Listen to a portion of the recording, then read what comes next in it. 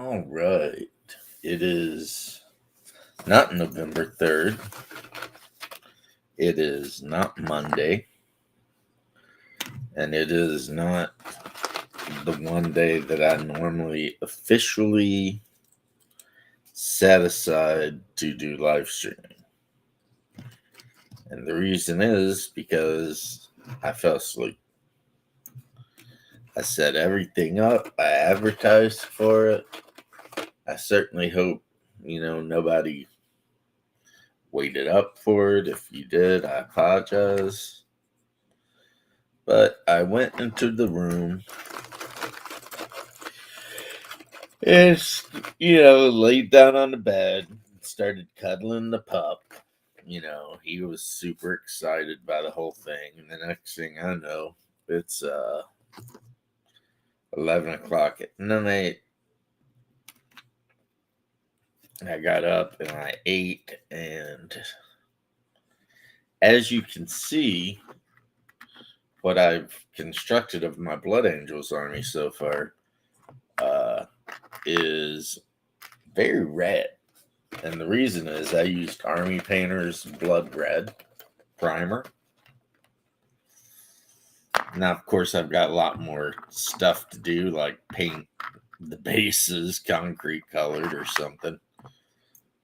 But this looks like a good cheat method. Even though, there are some parts that I didn't get primed as well as I would have liked to. And this guy right here, it's like I went to pick him up to take him out and get him primed, and the actual officer just popped right off. So I don't know what's up. Okay, his bottom is nice and smooth. So I can't think of, well, you know what you do. Just put a little glue down and put him on and hope that it'll work this time. Right. One thing about all these Space Marines that I got in the starter boxes is, and it's just the way they did the sprues, obviously, but it really seems like you end up with a lot more commanders than you're ever going to use, If I'm understanding the way things work anyway, it's like I've got so many commander stands, and yeah, I just don't see needing that many. But hey, whatever.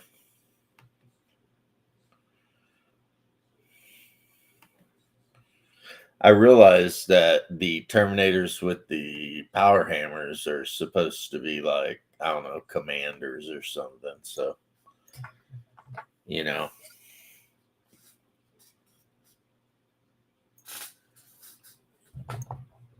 oh, man, shocking. I forgot that was coffee. Old coffee at this point. You can see I've built a bunch of Spartan tanks. Why? Because they carry a lot of dudes. And that is important to me. Now, I have a couple of Predators here that, for whatever reason, did not quite get the treatment I really wanted. What's up, Daniel? How you doing, sir? So I'm going to go ahead and take just a little bit of my, well, where'd the other bottle go? Here it is, the open bottle. A little bit of my Bold Pyro Red and hit it. Because, they did get, like, the dusting of the primer. They just didn't get enough of a coat to actually give it the coverage, that I want. So the pyro will stick. It'll give it the coverage, and the better thing is it won't be so thick that it clogs up any details or anything. So good stuff right there. I mean, I'll tell you what, the actual colored primers that they sell, Army Painter and whatever, they do make painting a lot of armies so much easier. But you're almost always going to end up having to go through some miniatures and just hit parts that just did not, for whatever reason,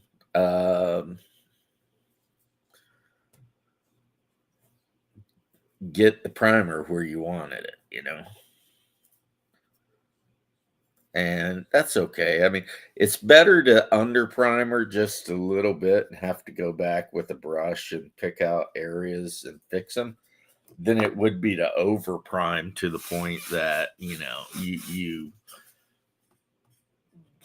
completely destroy the detail. I mean, because even though these are very small miniatures, they are incredibly detailed. So the last thing we want to do is spend what amounts to, $8 per tank or something like that by the time you figure it out, something like that. And then, kick back and completely ruin them by over primering. And then on top of that, I mean, can you imagine? I mean, I've stripped like Battletech figures. I've even stripped some 40K figures in my day. But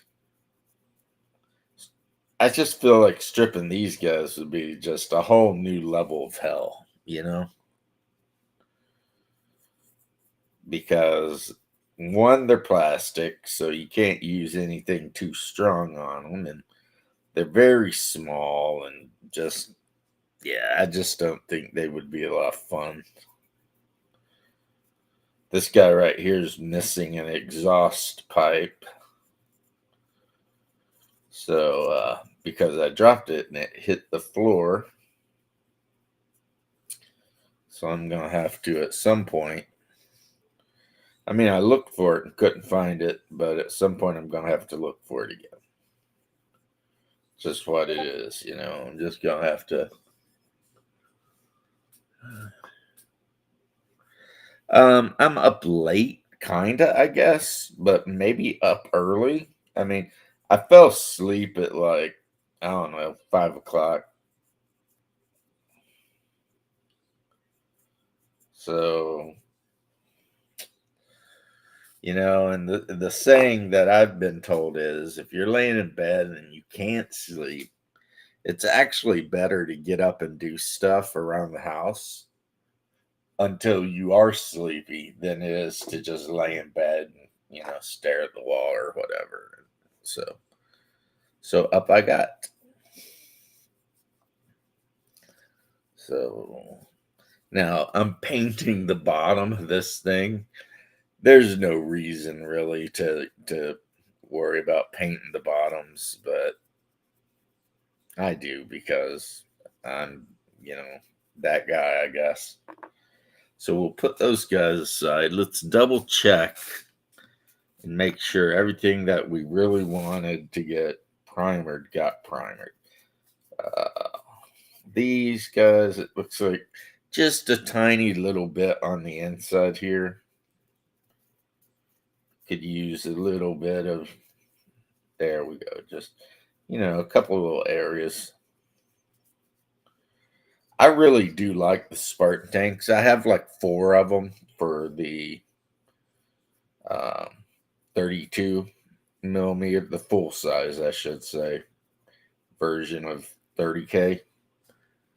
I mean, they're very expensive to field in that game, but depending on the kind of army you're playing, definitely worth it.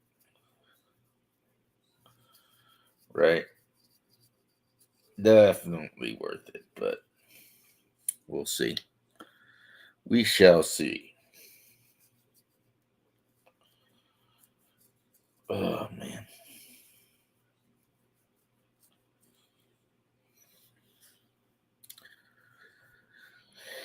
Yeah. Bear said something interesting to me today about cyberpunk, like using cyberpunk rules for a Mad Max game,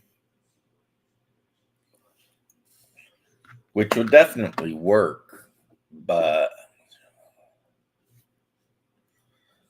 I'm thinking actually, since I'm always talking about Metro, and all that, and how much I like those games, if any game would benefit from the cyberpunk, rules, I think those would be the games, really. If you were going to try to run like an RPG based around Metro, but you use the cyberpunk, combat and character creation rules, you'd have to modify them, obviously, since, it's a whole different genre.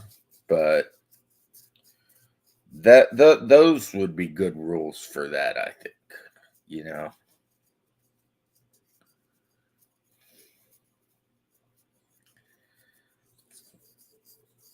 So that is a thought. Wouldn't be that hard to do either, since if you wanted to role play like an actual role playing game with the Metro system, I mean, all of the maps and everything that you actually need are so readily available online because of the games. So, you know, it's kind of like my hillbilly horror adventure that I'm writing. Um,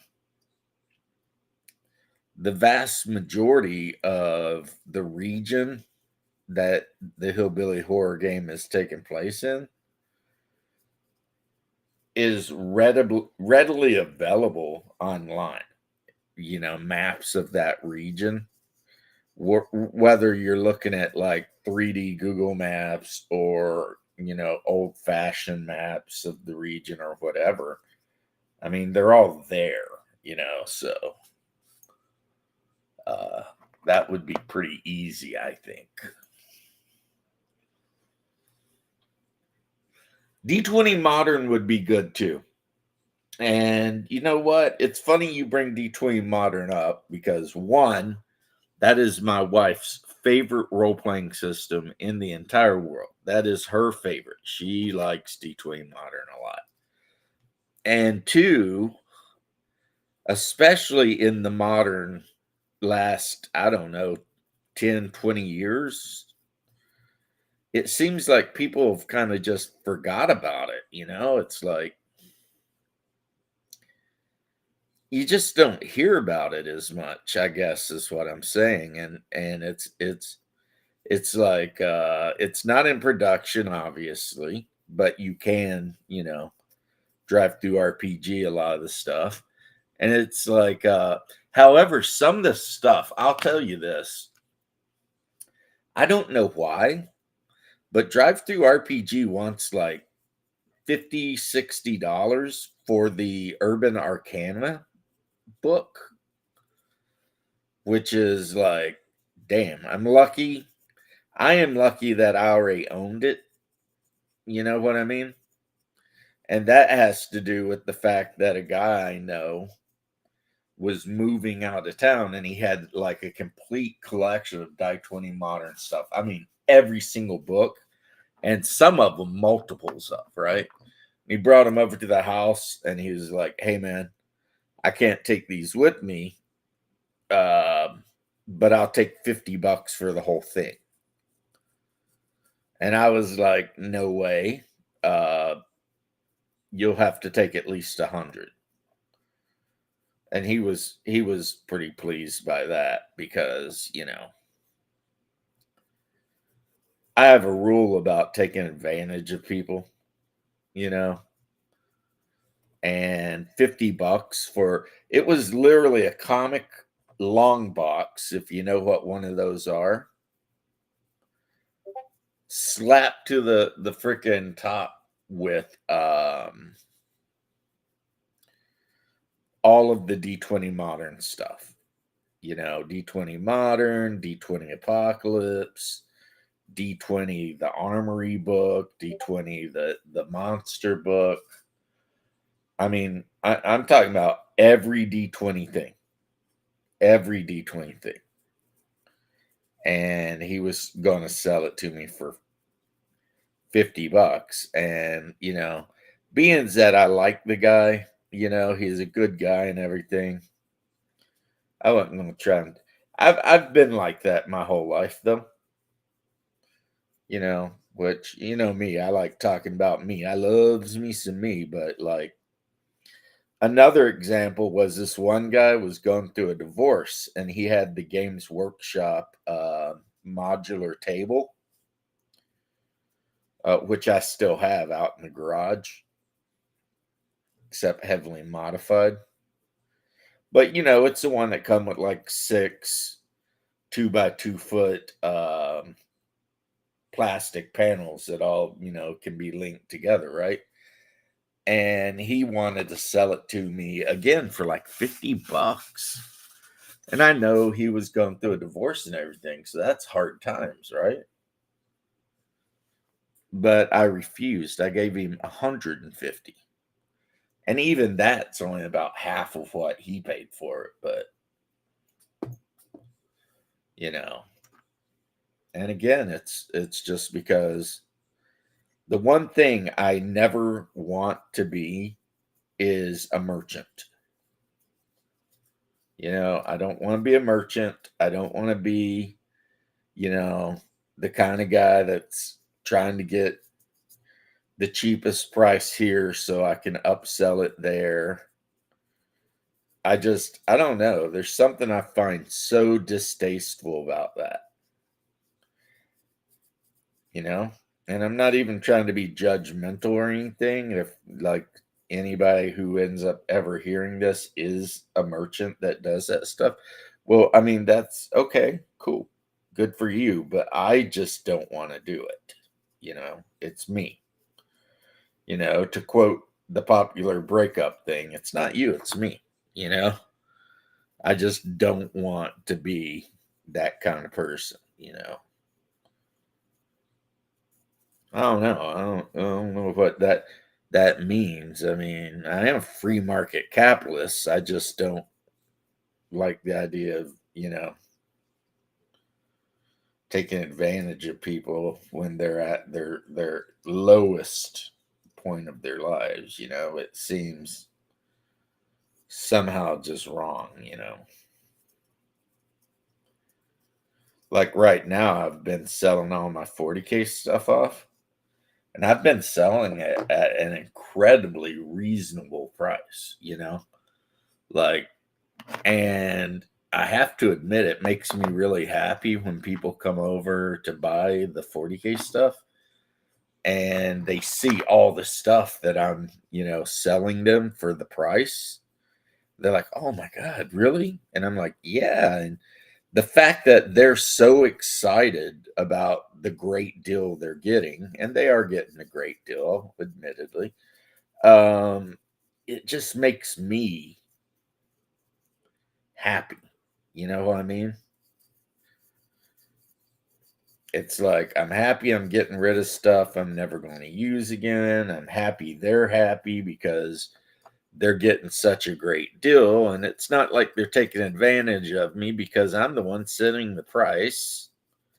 So if I end up selling, a bunch of 40K scale knights for basically a quarter of what I paid for them, well, I mean, no one can say anything to the person buying it because, I mean, I set the price. So if anybody's ripping me off, it's me. I'm ripping myself off. You know what I mean? But what I really like is just the happiness and joy on the faces of these guys when, they realize what a great deal they're getting. And I've had a couple of them be like, "Are you sure, man?" And I'm like, "Yes, I'm 100% sure. This is the price I set for these, and if you've got cash, then take them and be well. And then one guy, he come over and we were bullshitting around. And he was so nice, right? That I finally asked him, even though he'd bought like a bunch of terrain and stuff. And I was like, "What army do you play, bro?" Because he's talking about how him and his wife have been painting up armies. And he's like, "I play Chaos." So I went into the house real quick and grabbed a unit of Chaos Terminators I'd painted up as Black Legion and brought them out and just gave them to him. And he was like, "What the?" And I was like, "Dude, man. I mean, I don't know if you're going to use Abaddon or who you're going to use, but if you do, I mean, come on. You got to have your honor guard, right? For your Chaos Lord. That's just a thing, right?" But yep, I'm gonna have to keep that in mind. Not your Echo, the old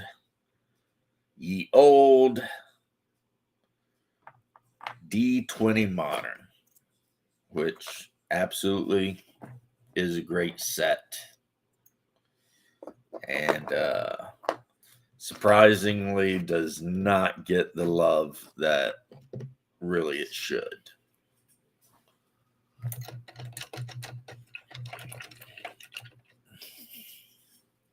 It actually kind of, D20 Modern kind of did one thing that, here we go, grab a really pointy brush so I can do some detail work here in a second. The fact that if you ever take an amount of damage from a single attack that does more than your character's constitution, like attack, as it echoes, so it will respond. Same as the popular West saying, "You reap what you sow." Yeah. Oh, wrong. It's this one. Yeah.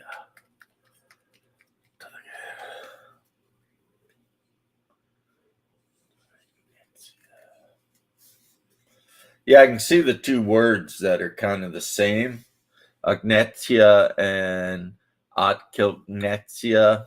I know I'm probably mispronouncing it, but you can see where, it's kind of like those sound like those words are very related, But unfortunately, my Russian is not good. Cho. Very, very, very, very not good. Very not much. The Russian I do know, for the most part, tends to be mostly curse words. So, and that's, my pops, God love him, he is one of the greatest human beings ever. But he's one of those guys that likes to scream and yell at inanimate objects, which is really weird because he's never like yelled at me a day in his life. He's never lifted his voice in a mean way towards me ever, right? But he'll be out working on a car or something, working on a tractor or something, and bust his knuckles or something, and he will just go off like a maniac And, of course, I sit and laugh, and he just cusses in English and Russian and Yiddish and whatever else. And it's like, all right. Sukabla, yeah. Which, I mean, that's not braggable because if you play Counter Strike at all, you'll learn, Sukabla pretty quick. That is like the words in Counter Strike because there's so many Russian players that play. And since the Russian players who play Counter Strike, they like to curse in Russian, the non Russian players in Counter Strike have learned to curse in Russian also. So it turns into a whole thing, man. It's pretty crazy. You're on there and people are telling you to go do all kinds of horrible things in Russian. It's like, man, all I did was play the game. It's not, I didn't team kill. I didn't do anything bad. I just got to jump on you and tuck you out. And now you're telling me how I can, right, right. Yeah, mostly the curse words. And like I said, because my dad, he would tell me stuff in Russian if I asked, but he was actually, like first generation American.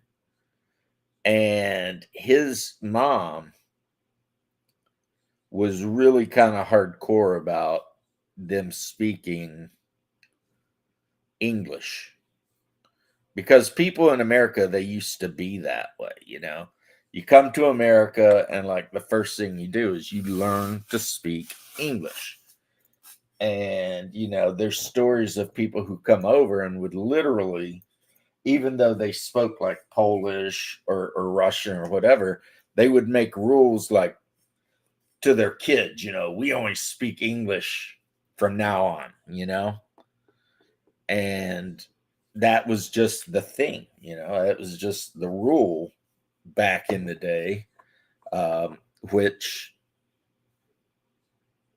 at some point changed to speak whatever the hell you want, and the rest of the country will bend over backwards for you. And then uh, not to be overly political, but I'm going to be a little bit. Then you end up with political candidates running for offices actually doing campaign speeches in foreign languages, which, I'm not a huge fan of, but hey, I mean, it's like you migrate to the country, you decide you want to run for office, so you start putting out political campaign ads in Arabic or Somali or whatever. It's like, really? I know this would get me a lot of hate, especially on Twitch, but if it were up to me, all those Somalis we imported into freaking Minneapolis and shit, they would all be going home. Every one of them. Every one of them be rounded up and sent back. I can't believe we even brought them over, honestly. After the whole Black Hawk Down situation and everything, import hundreds of thousands of them into Minneapolis? No. How about instead we just pave the whole country over with B-52s? Yeah, that's more my speed there. It's like you murdered our brave soldiers and drug them through the streets behind your trucks. Here's a reward. You can come live in our country and run for office, blah, blah, blah. I don't get it. I don't get it all. Right. Like, if I were a young man and I decided for whatever reason I was going to move to Russia, I was like, okay, you know, I don't know what skills I got to offer anybody in Russia, honestly. That would probably be a hard thing because it'd be like, well, ex soldier, ex firefighter, I can do construction work. I don't know. But let's pretend like I did have good skills, IT or something, right? I would work my ass off before I even moved out of this country to that country to learn as much passable Russian as I could, you know? I mean, because I know I'm not going to be fluent. And I know that for the longest time, when I speak Russian, people are going to know, yeah, this guy, he's not a native speaker, right?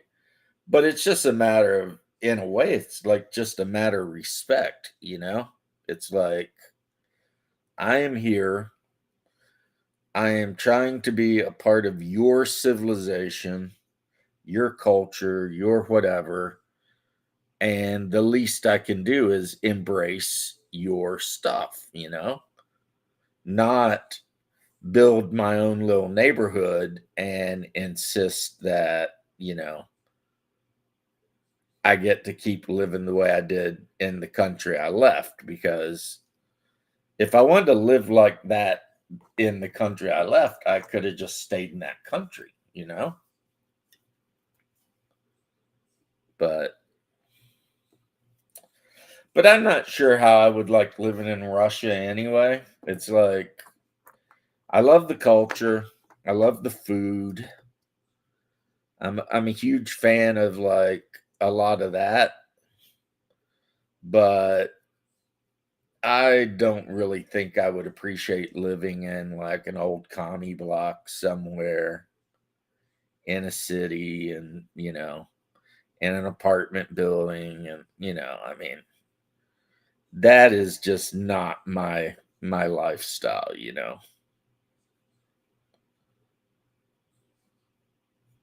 I'd want to, live like not in the city somewhere, you know. But then again, what would I do for a living? And I don't know how the Russian system works, but the idea that somebody just moves to your country and can immediately start getting like welfare benefits and things like that, we do that. I certainly hope Russia's smarter than we are, because it's really dumb. There was a guy on the news. He was an Iraqi immigrant in America, didn't work, supposedly of his own volition. He wasn't injured, he wasn't whatever. He just didn't work because, he decided it was more important they stay home with his kids or whatever. And was bitching about not getting welfare. And as somebody who spent a lot of time in Iraq, mostly killing them, um, I was just like, wow. You know what I mean? Imagine the audacity, right? Of moving to another country, refusing to even try to support yourself, and then not even being a citizen, uh, you know, getting up in front of like local representatives and bitching because you're not getting your free handouts. I mean, only in America, my good man. Only in America. Yeah. I mean, I know that, like, when I went to Germany, I was in Germany for a couple weeks, right? So I immediately did the super cram course of trying to learn passable, like, I would call it out in public walking around German, which means could I have a very like in-depth conversation? No. Could I order food, ask where the bathroom was, say hello, stuff like that? Yes.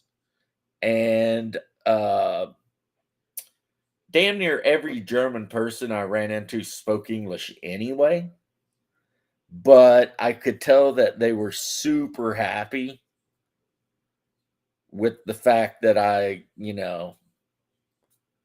had put forth the effort. Even if it were just learning stupid shit, like I said, like where's the restroom or I'll have a beer or whatever. Um, People like that.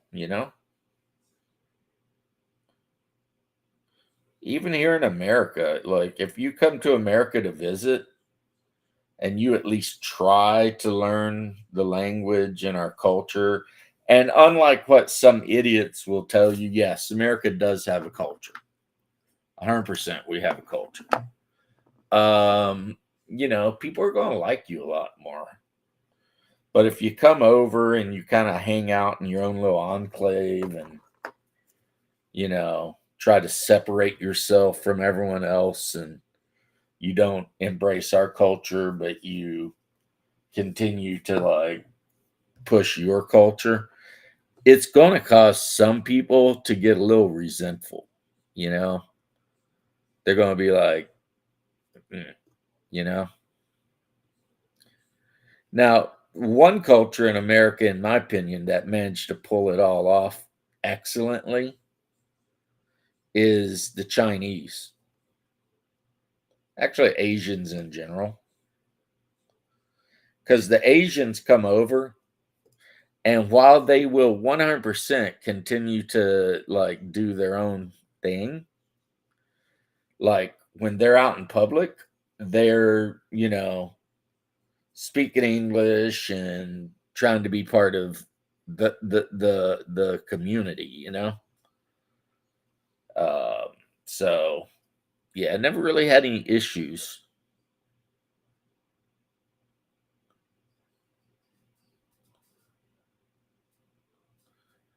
You also never really see a car driving around with like an Asian flag in it.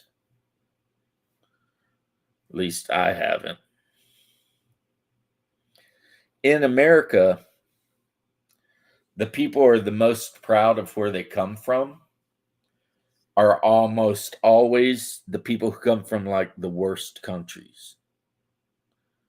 It really is weird. It's like the shittier the country they came from originally is, the more proud they will be of being from that country.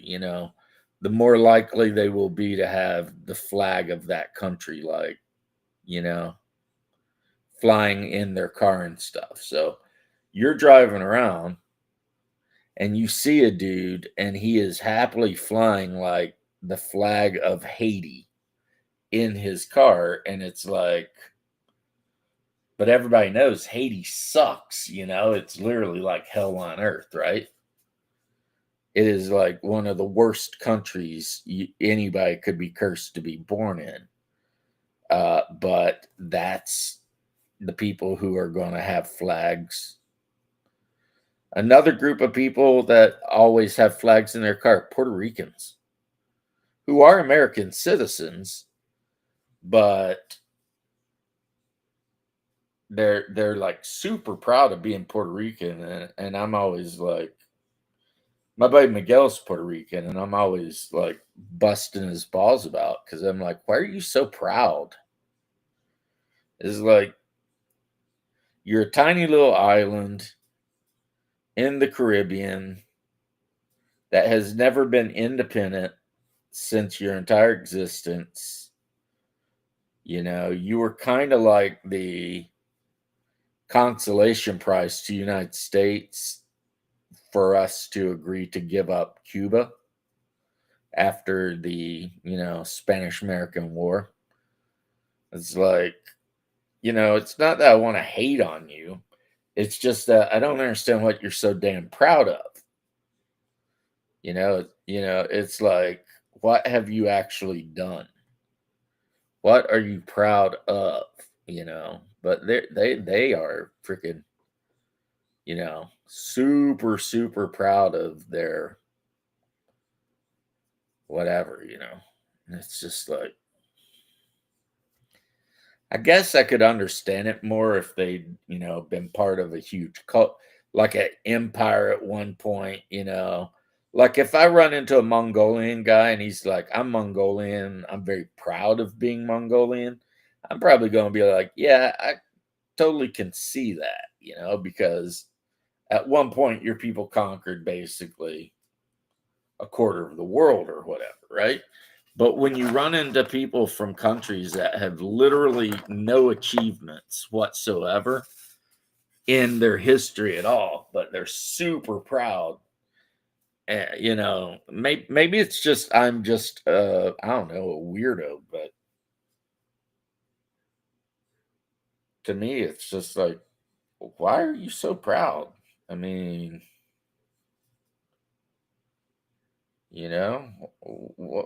what did you do that makes you feel like you are so proud of where you come from, which is, you know, just not that great. But it does seem to be a thing.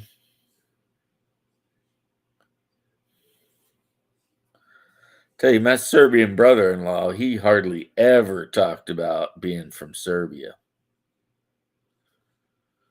But he was also covered in all kinds of crazy uh, tattoos from like the Yugoslav war and stuff. So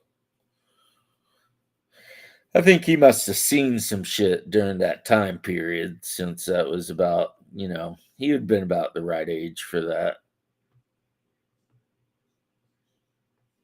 Who knows? Maybe he was, one of the war criminals they're always talking about. But regardless,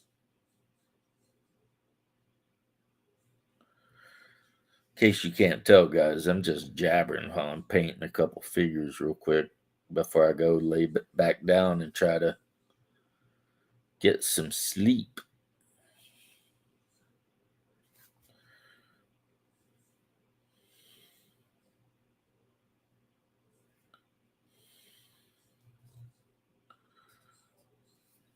In other news, and I don't even know if you're still there, not your echo, but my wife is making beef stroganoff tomorrow.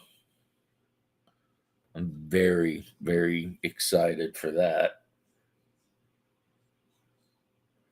because, I do love me some beef stroganoff. Yeah, that is just a fact. So, yeah, pretty happy about that. Some nice beef stroganoff.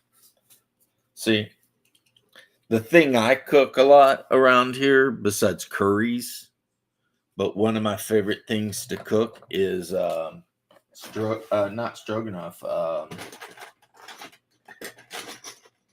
There's what I'm looking for. I like to cook goulash, and I cook like real goulash, not like,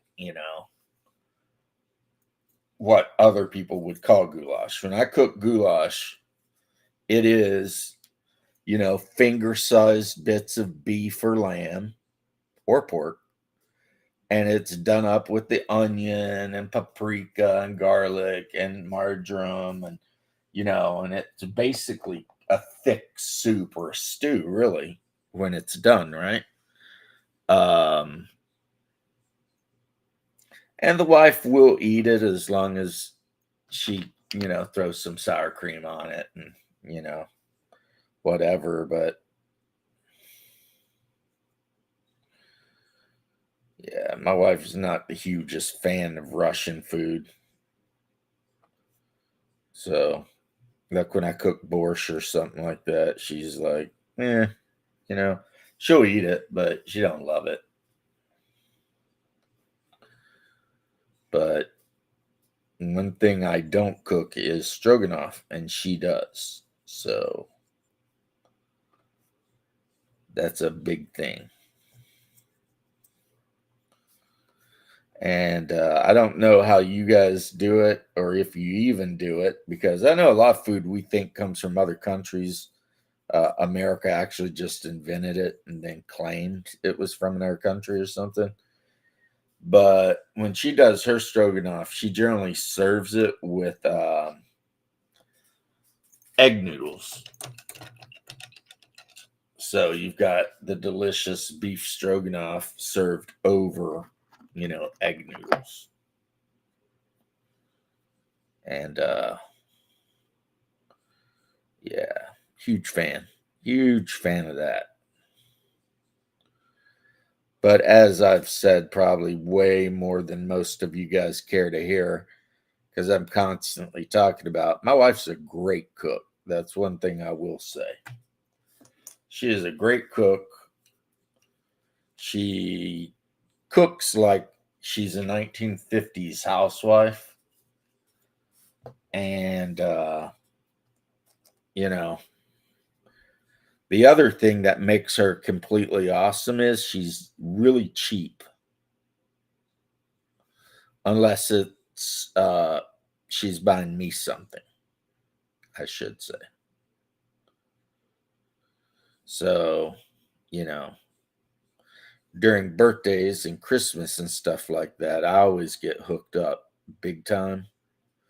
But the rest of the time, if it's not like buy one, get one free or something like that, she is not doing it. You know what I mean?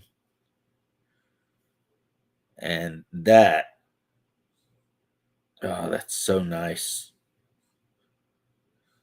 My first couple of wives, it was like they lived strictly to just blow my money. That was their only purpose in the universe, right? And neither one of them worked. So that made it even more fun.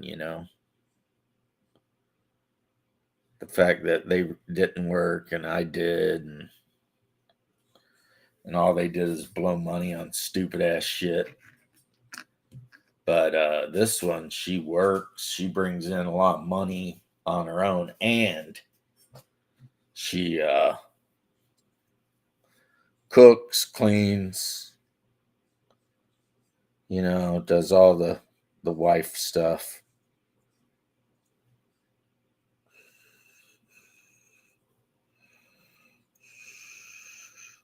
I would say I lucked out when I got this one. But then again, as bad as the first couple were, there's a part of me that kind of feels like, you know, it's about time for me to luck out and get a good wife. Mashed potatoes, yes, yes, she has served it with mashed potatoes. And one thing about her, and I don't know if it's just like because where she's from or it's just a particular thing that she does, is basically anything we eat that involves mashed potatoes is going to have peas and carrots on the side. That is just like a thing. If there are mashed potatoes on the plate, there will be peas and carrots on the table. And, I don't mind. I don't mind that at all. I mean, I like that. Give me some of those peas and carrots. Because, having trouble sleeping, I'm getting ready to go. I'm just got up, decided I would, do some test paints because as you can see here, I primered all of my baby blood angels And decided to do a little test painting, since I was having a hard time getting to sleep anyway. And then pretty much me and Not Your Echo were just talking about Russian food. So how you doing, Nerdy Ogre? Good?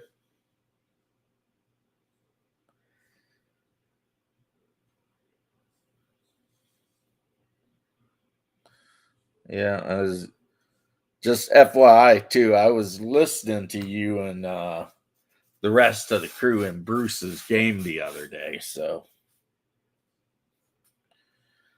but what's actually going to end this stream and get me out of here is the fact that I'm getting really like thirsty. Feel like I need to go chug some water, some nice cool water, and then go lay back down and you know,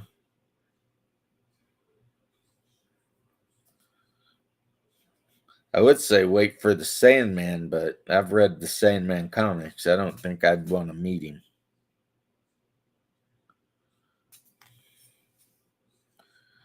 You know, doesn't really seem like someone I'd want to meet. So here are some very nearly done, but not really done Marines. And so I did the base in like a blue gray. See if we can get it to focus in on them. Might need to back them up. So, yeah. So the hard part is I'm going to need to grab a really small brush and paint the top of that rifle with a glowy blue color. Because those guys are all equipped with plasma rifles. I may be. It just depends. I'm kind of in as the French would say, a state of ennui, where I'm kind of like, don't know what I want to do all the time. I've actually considered, how I've been live streaming every single day. I've been considering going to a less live streaming, but a lot more video making format.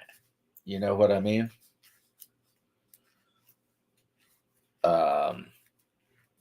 But you never can tell, it's me. And honestly, if there's one thing I have an issue with, it is, uh, you know, having self control, you know? Like, I'll be like, oh, yeah, I'm not doing that anymore. And then, sure as shit, I will, because I tend to not have a lot of self control over things. Something I pray about a lot. Here is a Thunderhawk gunship. This bad boy can carry 8 bases of infantry, and I have 2 of them, which means at the beginning of any game with any opponent, in theory, I could move 16 bases of infantrymen across the board in a whole air assault model type of situation. Bring them in on the big gunship and then drop them and just be like, there you go. Have fun with that shit, right? And plus, those guys are pretty good for support fire, They can take tanks out and shit like that pretty well. So, yeah. It's one of my favorite models.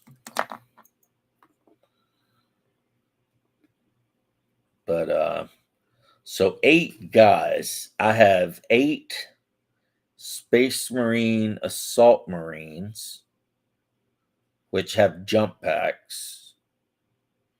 And then, of course, I have tactical squads that are 8 bases that are a combination of standard Space Marines and Marines with either plasma guns or missile launchers. I'm going to have to test it out, do some theory hammering, and play a couple games with my brother, Windrunner, and see how well it works. Not that I play competitively at all, since I only play around the house with like friends. So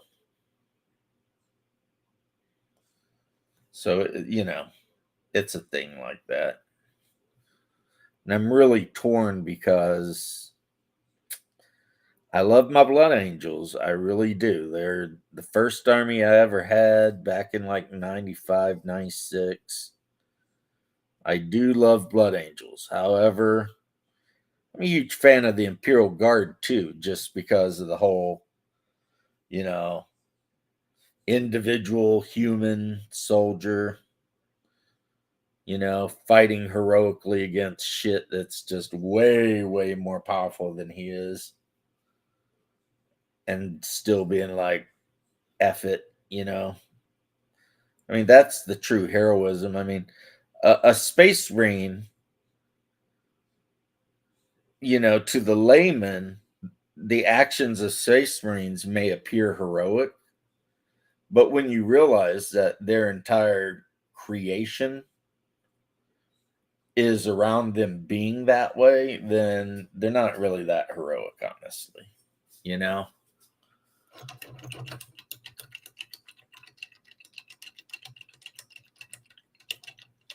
Oh, the memes are coming. Are they? Prano, are you freaking cold iron skillet or oven or uh yeah, the live earlier? You're probably talking about when, we got into it about 40K. I'll tell you what, there's one thing worse than 40K fanatic fans, which I may be one of. And that is people who hate 40K like, for no reason. It's like, when you talk, it's kind of like when I always used to say, yep, well, it's a pleasure to speak to you, sir. And yes, your memes have brought a lot of laughter and whatnot to more than you know, because my brother, who is on my Discord, every time you post memes, he gets those memes and reposts them on our private game chat. Because I've got a private game chat that only the people who are playing in one of the games I run, so basically my more close personal friends, um, um, they all get to see your memes too. And I'll be honest, some of them have been like, I don't know what in the hell I'm looking at, but I'm down for it. You know what I mean? Because because they don't, a lot of my friends do not watch my live streams at all, you know. And I'm actually kind of glad for that, because then if I'm talking about wanting to run this or that or do this or that, most of the time I don't have to worry about it, because they're not watching anyway. Um, so a lot of times they don't quite get the memes, but they do recognize the people in the memes. So yeah, so it's still hilarious. As a matter of fact, your "What Lust Lurks in the Hearts of Men," the Shadow Nose, was genius. Really, that one was pretty genius. Uh, Konnichiwa Friends, that one was pretty genius. Yeah, fan of that. There's been a few of them that have been just straight fire, Um, One of them that was very popular in a lot of quarters that I hang in was the bear getting burned at the stake over disagreeing with alignment. Yeah, that one was because I mean D&D players, man, if there's one thing we've been arguing about since 1978, it's alignment and whether it's worth a shit or not. But yeah, it is a thing, and I don't mean this to be like a mean thing to say about anyone at all because I try not to be mean. But whereas some people like, okay, Bear doesn't understand why people might love 40K. Uh it's like I don't understand why he doesn't like it. You know what I mean? What's not to like? Brave, heroic soldiers fighting these horribly one sided battles for the survival of the human race, blah, blah, blah, blah, blah. You agree with Shadow. Wow. You know what? He would probably be thrilled to know that you agree with him. I use alignment like in OSE and stuff like that, and in like Ashes Without Number, which we're getting characters made up for. It's a much easier system though. It's like basically you can carry a number of things on you equal to half of your strength, unless there's some reason that it should be more. And every item has like an encumbrance number. And really small items, they're like encumbrance nothing. But there's a rule as far as how many of them you can carry. So, it's like, yes, a needle is encumbrance 0. No, you cannot carry 10,000 freaking needles, you know? Um, but if you want to carry a few needles, then, that don't count towards your encumbrance. Whereas, like a tent or a cook stove or a high caliber sniper rifle, those things typically have pretty high encumbrance values. So, yeah. Now there are some edges and stuff that characters in that game can get where they can actually carry like their full strength value worth of stuff or whatever because they're just good at carrying stuff, I guess. But alignment, oh man, so torn on it. It's like, okay, do I use it in every D&D type game I run? Yes. Do I think it's like super important? Not really. Do I prefer pundits alignment plus vices and virtues system? Yes. Yes, I do. And the good news is that's an easy system to add to pretty much any D&D type game. And all it does is every time the character does something that is either very virtuous or very not virtuous, I guess the word would be viceful, they get points in that thing. And those points actually interact with like the world. It's like if you've got a character and he's super greedy all the time and acting away, then your character can get a reputation for being like just a really greedy prick. You know what I mean? And that's just kind of a thing. And I kind of dig that. keeping track of characters' actual, like, well, I mean, in Orthodoxy, we would call them passions. If you did play 40K, you'd like the. I have Custodes. They're cool, but I mean, according to the lore, which they can do with as they wish, in the old lore, the Custodes never, ever, ever left the Imperial Palace. But then Gilliman came back and decided they were going to leave the Imperial Palace. I'm like, meh about it, you know. I'm kind of like whatever about it. I will never, ever, ever agree that there are female Custodes and always have been, because you know there's too many books saying that there are absolutely no female Custodes for them to just come out and be like, hey, you know all those books you own that say there's never been a female Custodes? Ignore that shit, because you know we've decided there are now. And it's like, it's one thing I hate about any game is when they willy-nilly change their own lore, because it's like historical skirmish war games. um I don't know what historical skirmish war games, like Saga, maybe. I mean, I've got a lot of stuff for Saga, but I can't get anybody to play it, you know, as much as I try.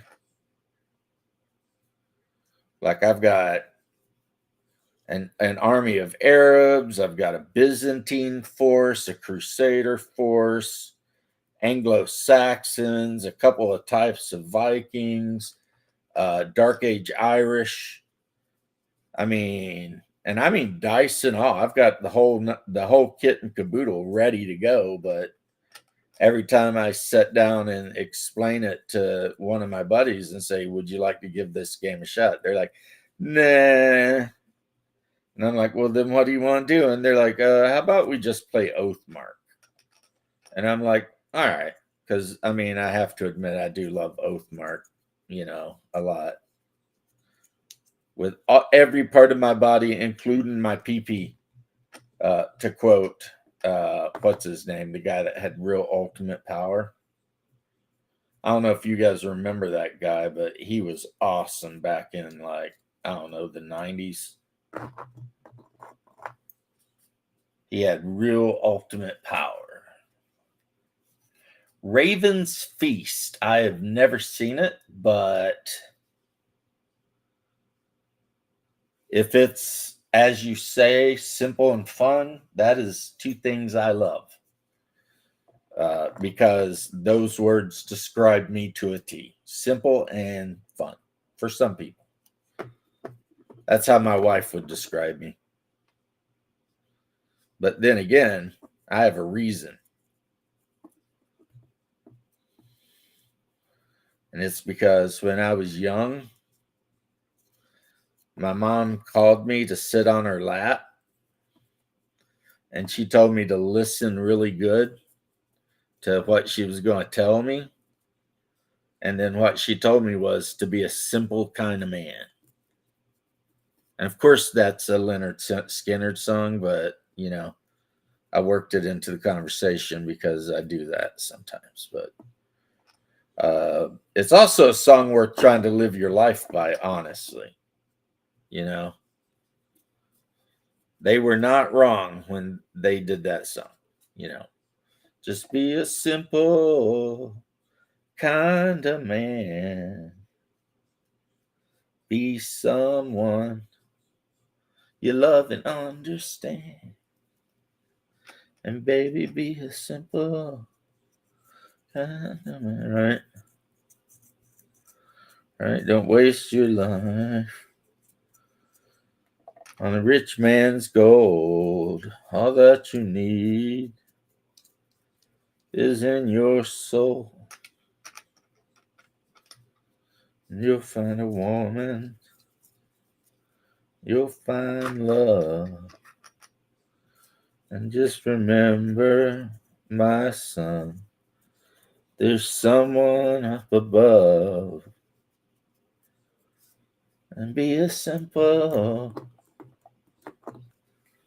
kind of man.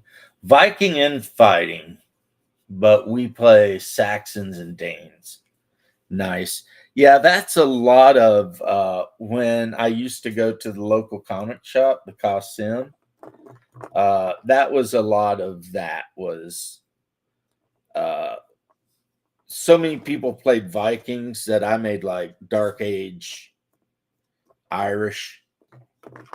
Just I mean, would I have liked to play my Yums Vikings? Of course, I would love to play my Yums Vikings or what have you, but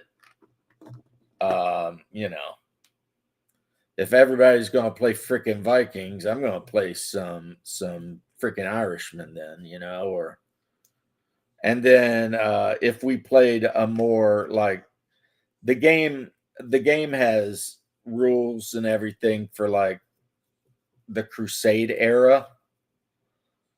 And of course, my favorite army to play was Byzantium versus, the Arabs or the Crusaders or the whatever. And I also have a Rus army for that. But I mean, I've said this before, and at some point, maybe tomorrow when I do like a normal video, not a live, I'll set up my Oathmark army so that people can actually see what I'm talking about, right? Because my Oathmark army is 100% like Fireforge miniatures Byzantine soldiers, which works out just perfect for Oathmark. It's like I've got heavy cavalry, my cataphracts. I've got horse mounted archers. I've got my normal cavalry, so I end up having everything I need, and the army looks the way I want it to look. That's really the best thing. Well, okay, not the best thing. The best thing about Oathmark is it's just a really quick, fun game. But another best thing about Oathmark is it's miniatures agnostic, and you really don't need a lot of miniatures to play. So, I mean, you and a buddy can easily throw down an army and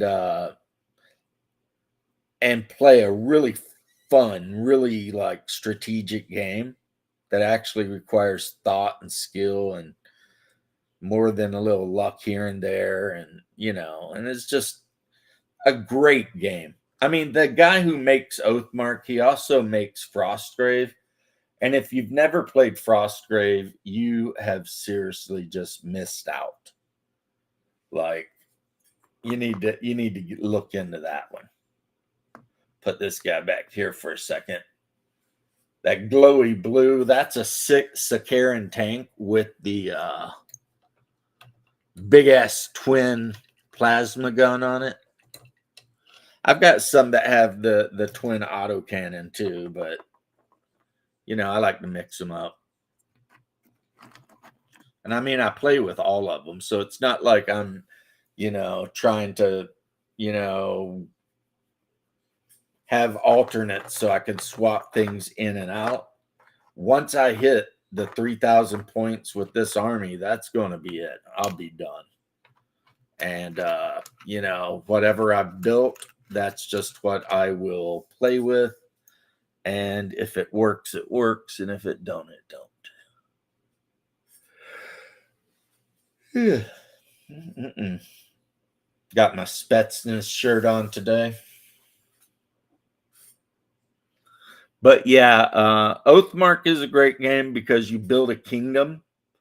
And depending on how you build the kingdom, that determines the figures you can put in your army. And one time, I need to remake the video because I think I deleted it or it was on the other channel that I lost. I showed how you could make an Oathmark army that literally had every race from fantasy in it, pretty much. I mean, it had like humans, elves, dwarves, halflings, and goblins, um, all in one army, right? So that's kind of a thing with Oathmark. Whereas one thing I really absolutely love about Frostgrave is if you've ever collected any kind of miniatures for like any kind of fantasy role-playing game, D&D or whatever, then you've already got enough figures to play Frostgrave. Guaranteed, you know? That's just how that game. I mean, you literally need 10 figures, one of which has to be a wizard. Actually, well, technically two of which, but you know. So you need 2 wizards and 8 other dudes. And that is your Frost Age force, or your Frost Grave force. And the only thing that matters rules wise in Frostgrave is what weapon the figure has. Nothing else actually matters. So, like, a thief is equipped with a dagger, right? But it doesn't matter if it's a halfling, a goblin, it doesn't matter. If you own a figure equipped with a dagger, guess what? He can represent a thief. If you own a figure who isn't wearing any armor, but is equipped with like a one-hand melee weapon, then that's a thug. A figure equipped with a bow, guess what? Yeah, that's an archer. And so, like, when we were playing, my brother Haas, Hungar, he like was forever just digging through all the D&D monsters and making his warband pretty much like this whole uh like an adventuring group, more or less. You know what I mean? Because, you know, he'd have his wizard and his wizard's apprentice, and then he'd have like a couple of halfling thieves and like, you know, a couple of like orc thugs, and then like a dwarf warrior, that sort of thing. Um, so yeah, and if you've never heard of it, it's pretty much Mordheim. If you've heard of Mordheim, except better in every way. That's what Frostgrave is. It's Mordheim, except way better. And highly suggested to everyone, to anyone. I like right now, I guarantee you, in the mess that is my table, and it is a mess right now, I could find enough fantasy figures to put together a Frostgrave army. Like, here's one already waiting to be painted. It's a female knight with a shield and a sword. Well, yeah, that would represent a knight in Frostgrave. A little bit expensive to start the game with, but you could do it.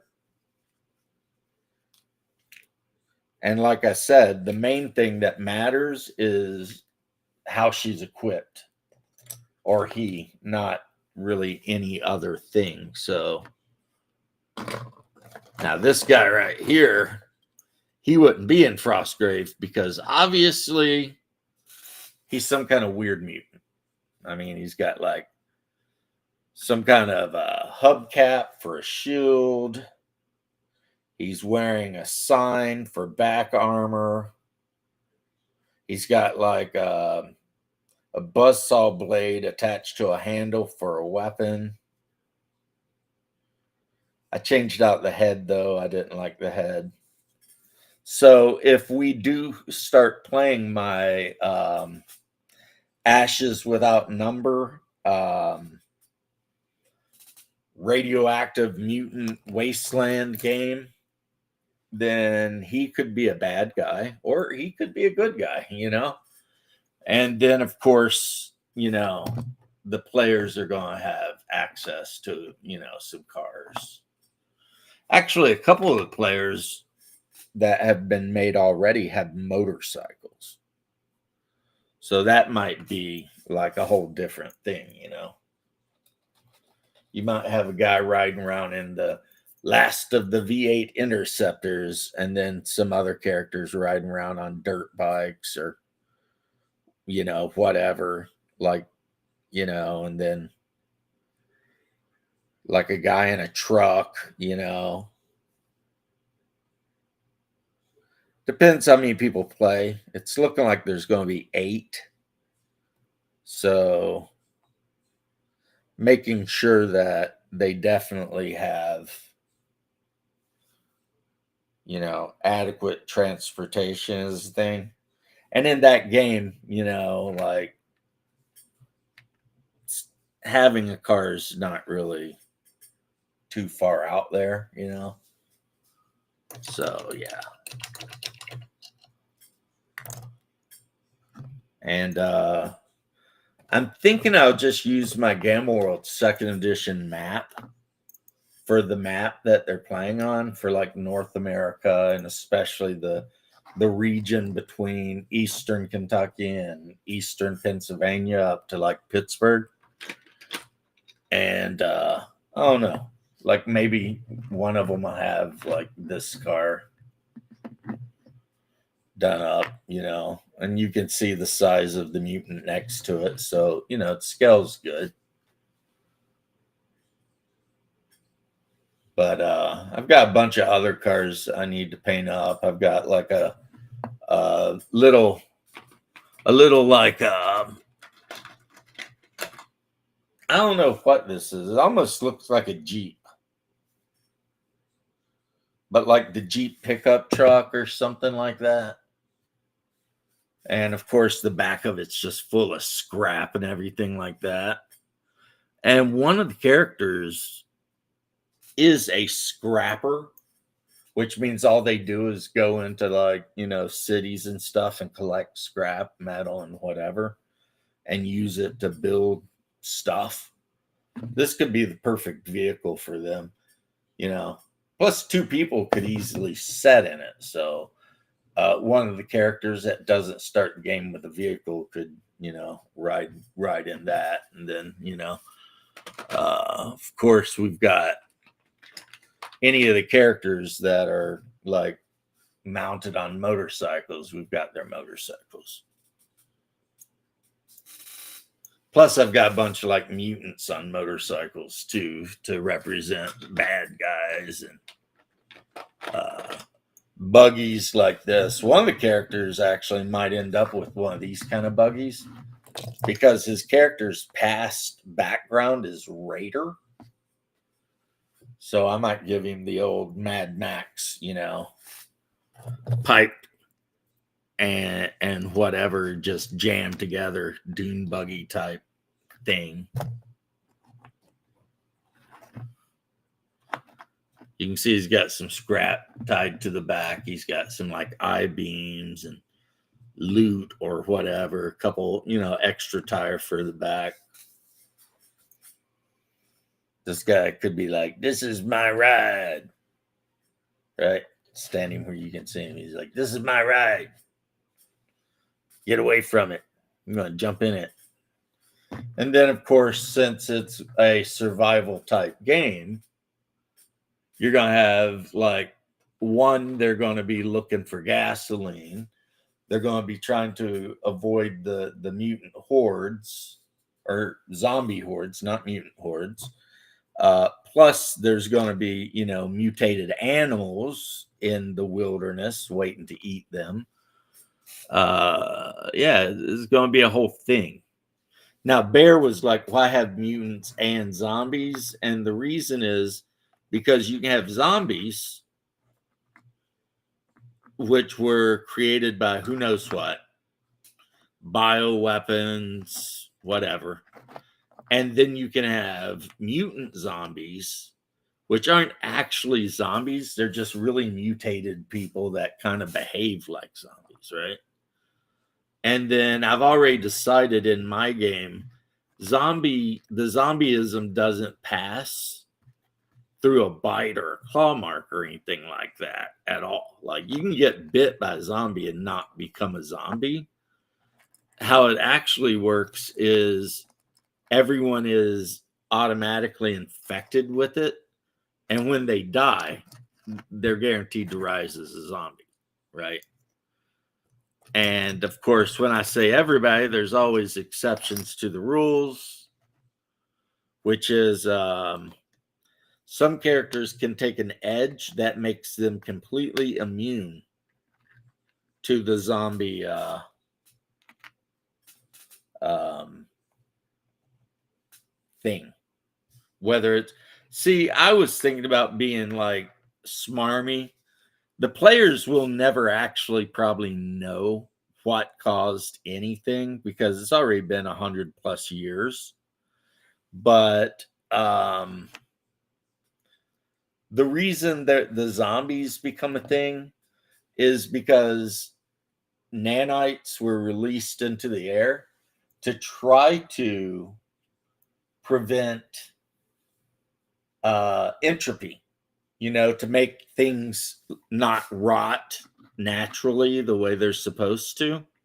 So, therefore, when they're running through a city, they can run into a tire shop and the 120-year-old tires are still usable, right? But the side effect of the nanites is that it literally turns dead people into zombies. Right. Now, the mutants, why are there mutants? Well, because, both sides during the war, and I'm not even saying which sides are which because the players don't know really. We're unleashing shit tons of chemicals and biologicals that could literally rewrite the DNA of anything, right? And most of the creatures that got their DNA rewrote, of course, died horrible deaths because that's generally how mutations work. But occasionally you end up with, some kind of freak monster. Modern Apocalypse, all right. Rome was cool too. Definitely like the Pirates of Darkwater aspect to it. I don't think I know anything about Pirates of Darkwater, but I do have D20 Apocalypse. And I thought that was cool. But, like we said earlier, D20 Modern has always kind of been, a favorite around here. Mainly because the wife really likes it, but also because it's a solid game. It really is a solid game. It's, you know, and it's funny too when you talk to some people how much they like hate that game, and it's like, why do you dislike this game so much?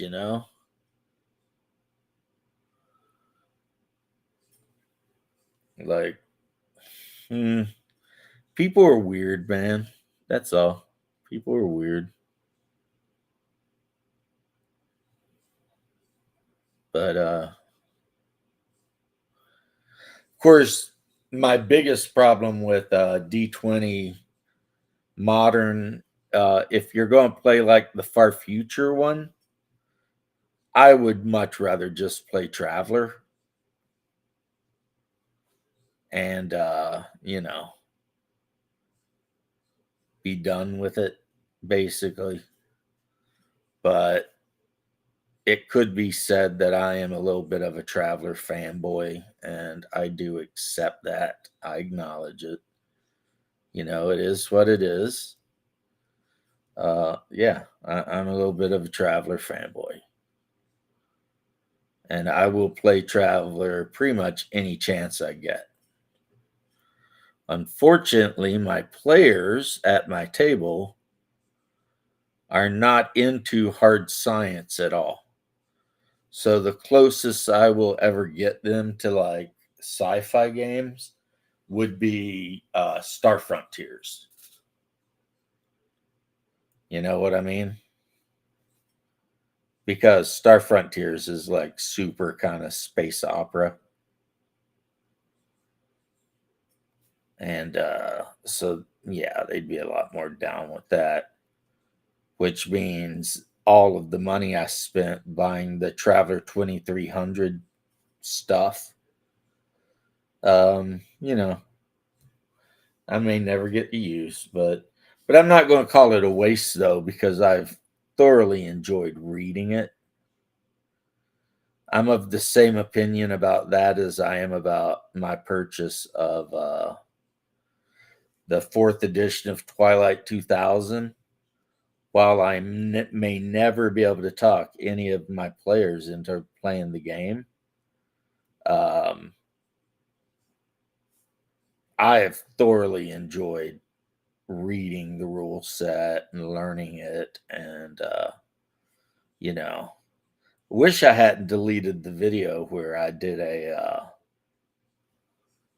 whole battle like report kind of using you know, the rules. It was basically I made a group of American slash whatever survivors, and using 15 millimeter miniatures, I did a whole encounter, explained how the suppression dice work and all of that sort of stuff, and just really went step by step through it to show it off, and then uh, deleted the damn video because I was like, I'm deleting the video because I'm going to do some other things. And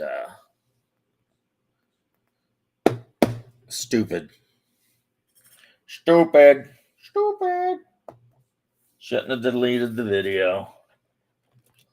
But then again, that means if I ever get motivated, I could just make another one, and maybe the new one would be even better than the old one. Who knows?